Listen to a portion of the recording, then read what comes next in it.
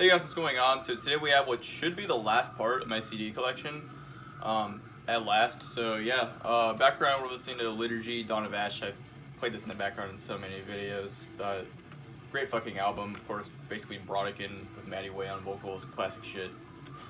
So first up, we got two of my absolute favorite CDs and most listened CDs in my collection. The first two Viral Load albums. So first, of course, the debut, Brutalized Beyond Belief. This is the Amputated Vein Records reissue from 2005. Great shit. I like the redone art a lot more. Honestly, the original art I don't really care for. It's a lot more goofy looking. It's got like it's like a light blue album cover. It's got like a Viking, like crushing like a skeleton with like a hammer. It looks really lame. This art is sick though. The fucking John Zig art. I mean, it's the reason I checked this out in the first place. I saw it and I was like, dude, it's Chile gutted but blue. So yeah. I love this album though. Some of the best songwriting in all of death metal, in my opinion. Really catchy songs. They feel more like actual songs, and this feels more like an actual album. In that sense, it's not just one of those death metal albums where you listen to it all the way through, and every song just kind of melds together. This one's a lot more like each song has its own identity and purpose, and all the songs sound pretty different. I mean, you've got songs like Bash Fucking Skull, which got a little bit of everything. Like they're technical at some parts, and other parts they're more like slammy. Then there's like a fucking black metal riff. My Mighty Sword's a more slow, doomy, but still groovy kind of song. Mesmerized by Bloodstain starts out with a really groovy slam, then kicks off into like a thrashy sort of thing. Every song on here is really amazing. My favorites though are probably My Mighty Sword, Lacerated Flesh, and probably It Has Risen, Bash Fucking Skull. Every song on here rules though. This is like easily in my top 10 favorite brutal death metal albums. Yeah, there's the back, spine, disc, band photo. So funny little thing. So obviously you have your side text like you would on any brutal death metal CD with the backwoods brutality, but there's like a hidden little thing. You can't really see it, but it's like right in there. And it says "Crack Pipe Smoking Blister Lit Bitch," which is like the sample that plays before the song "Crack Whore" on here. So I think that's really funny. But you just got lyrics in here. Sean Whitaker is a really underrated lyricist. I know Donnie Hamilton wrote a lot of lyrics on this one too. Which, speaking of which, Donnie Hamilton's vocals are so fucking underrated. It's funny, a lot of people think Sean Whitaker did vocals on this, or just Viral Load in general, just because he was on the later Viral Load stuff on vocals, because it became one man at that point. But the first two albums were a full band, just with programmed drums. And Donnie Hamilton has got some really impressive vocals. His lows on this are a lot more intelligible. They're not quite guttural, they're just kind of low, very harsh sounding. Think like a more brutal version of like the vocals from like Ripping Corpse, and that's a pretty good way of describing it. And then his highs are just batshit fucking crazy, and they honestly turn a lot of people off from this band, which I can see why. They definitely took some getting used to for me when I first heard this album, but it's definitely a grower. But he's got these really high-pitched, like almost goofy sounding highs. I don't know how to explain it. For some reason, they remind me of like the way South Park characters talk. You'd see what I mean if you heard it. It's so funny. Weird, but yeah, I love this album so much though. It's definitely one of my favorite albums of all time. So yeah, Viral Load, Brutalized Beyond Belief. And then the sophomore, fucking Practitioners of Perversion. I don't know why my mind blinked. I was going to say Backwoods Bludgeoning. That's the album after this. Censored album cover. This is also an Amputated Vein reissue. This one I like almost as much, but it's very different. It still has a lot of identity to each of the songs. The songwriting on here is still amazing, but the songs on here are a lot more maze-like. They have their catchy moments and their groovy moments, but that's not necessarily the focus of the songs on here. They're a lot more like technical, you know, kind of maze-like, not to the level of a band like Disgorge or something, but they're close. You know, this is closer to like what you get with like Insidious Decrepancy, which Sean Whitaker did like right after this. Censored album cover, but it folds out into the uncensored one. This also has the Mouthwatering Stench demo as bonus tracks, which is the only Viral Load release that has real drums as far as I'm concerned. So that's pretty cool. There's the disc with the uncensored cover. But yeah, really nice production on this one too. I mean, obviously it's very processed sounding, but it's very like punchy. Both of them are really because the programmed drums, but here's the full uncensored album cover. I kind of hate when albums do this on CDs, when like the booklet folds into a poster because it's like I'm not gonna put it up. I mean, it looks sick, but I'm not gonna put it up because then I won't have an album cover. There's the lyrics and all that shit. But yeah, lyrics on this one I don't like quite as much as on Brutalized. They're a little more jokey on here, but still great. But yeah, the song titles, you know, they're quirky. You've got like Cockroach Cum Rag, Raped with a Rake, Blinded by Semen, you know, Axe Handle Enema. But like, oh man, every song here is great. If I had to pick a favorite, it'd probably be Gargling Glass. Blinded by Semen is a great like instrumental. Really shows off Sean Whitaker's skill as a guitarist because he does both like shreddy shit in that song and also like pretty like melodic shit. It's really cool. But yeah, love this album so much. Viral Load, Practitioners of Perversion. The third album, Backwoods Bludgeoning, I have on tape, and then they're fucking. I know after that, Sean Whitaker did like an album with like re-recordings and stuff. I don't even know if I listened to that one in full, but I own the first 3 albums. But the first 2 are most of what I listen to. Backwoods Bludgeoning is good, but I don't like it quite as much. And anyways, next up we got my buddy Jack's band, Visceral Mass. Really cool stuff. If you're a fan of like Scattered Remnants, you'll probably like this, which is cool because there's not a lot of bands that sound like that. But yeah, it's brutal death metal, but it's got a lot of old school death metal tinge to it in spirit. Production-wise, it's really chunky. Love the guitar tone on here.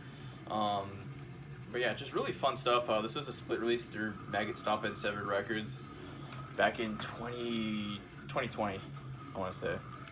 But yeah, really cool shit. If you're watching this, Jack, thanks for sending me this copy of the CD.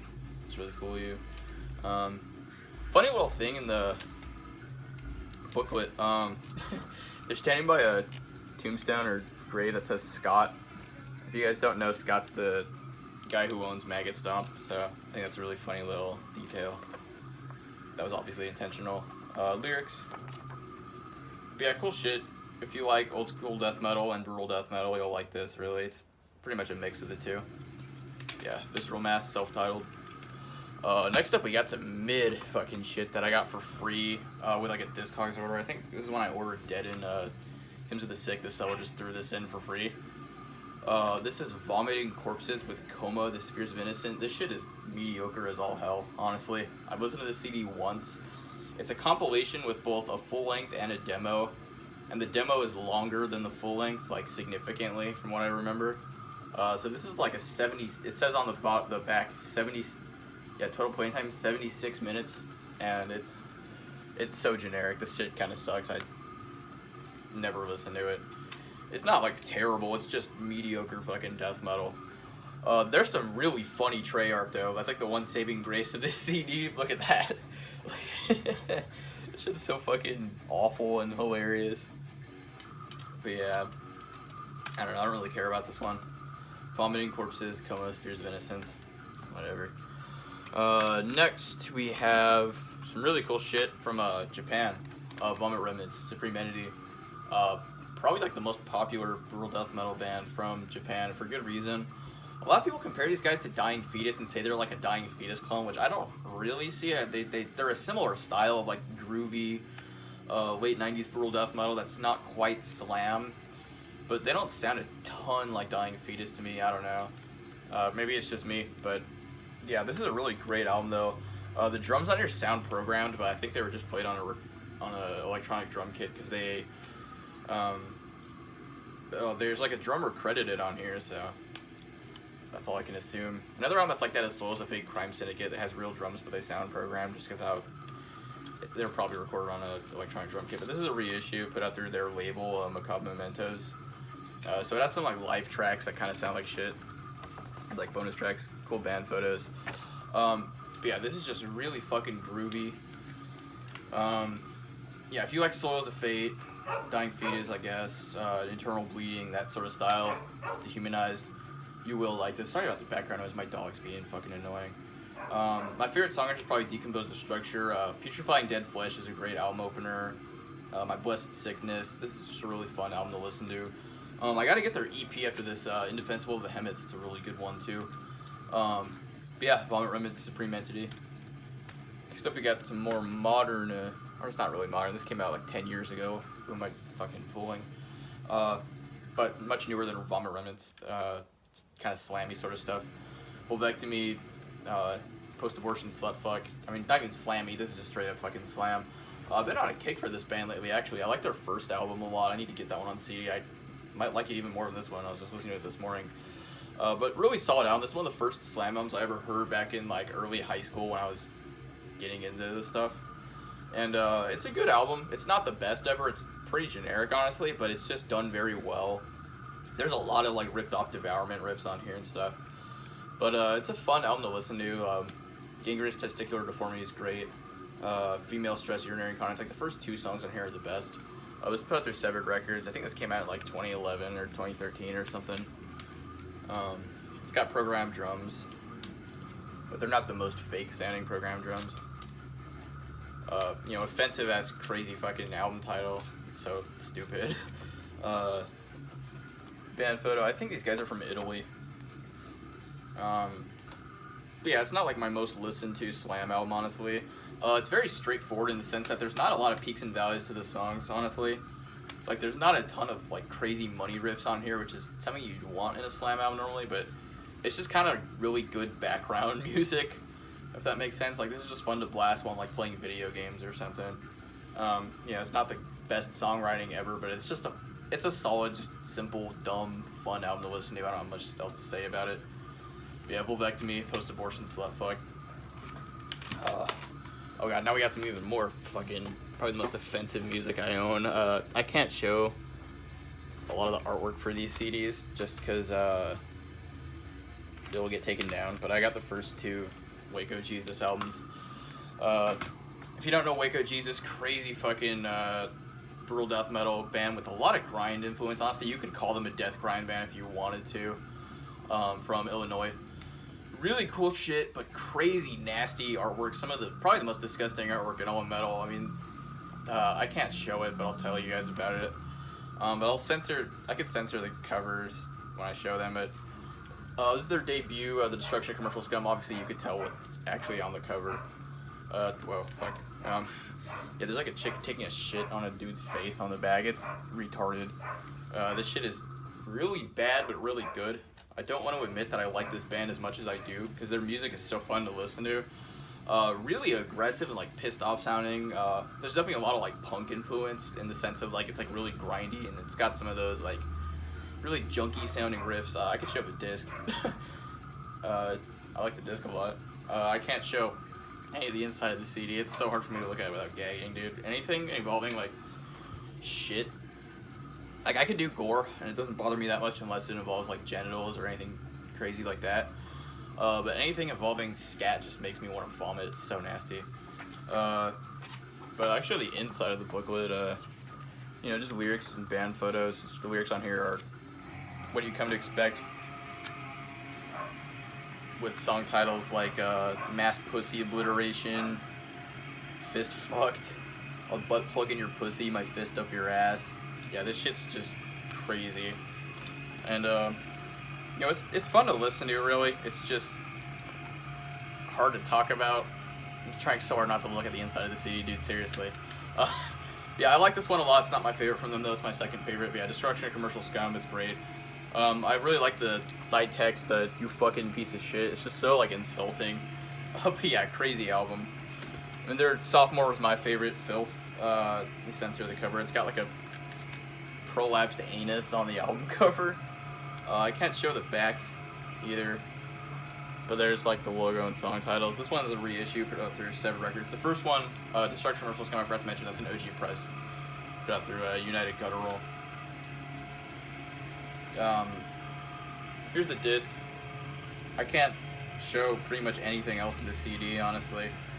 But this one's a lot faster and grindier. I think they got a new drummer on this one. I want to say the original drummer passed away or something. I'm so sorry about that background noise, but this is the only time I have to record this video. Lyrics.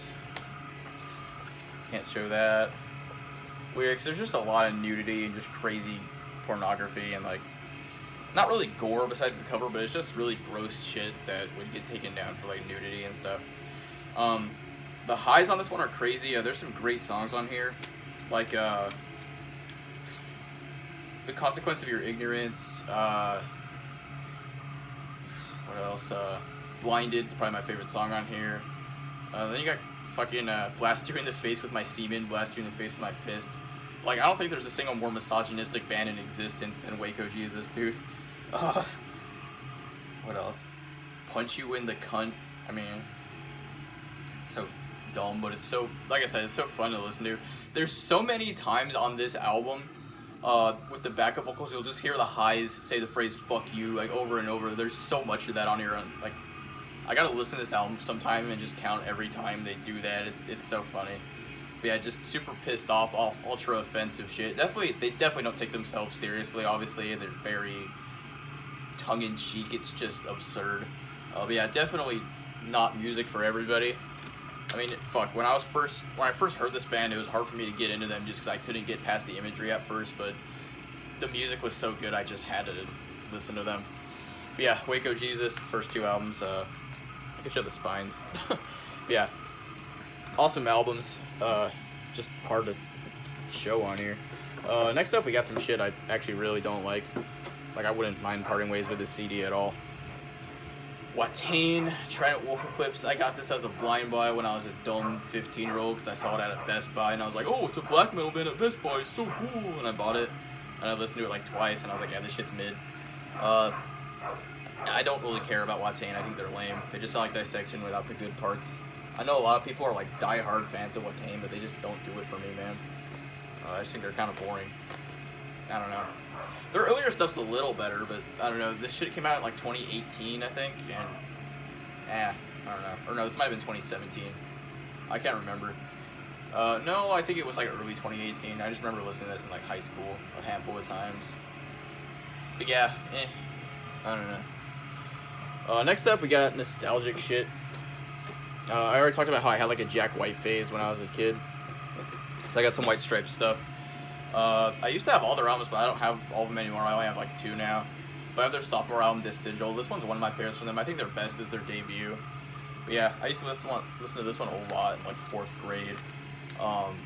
Their cover of Death Letter by Sunhouse blues guitarist is fucking amazing.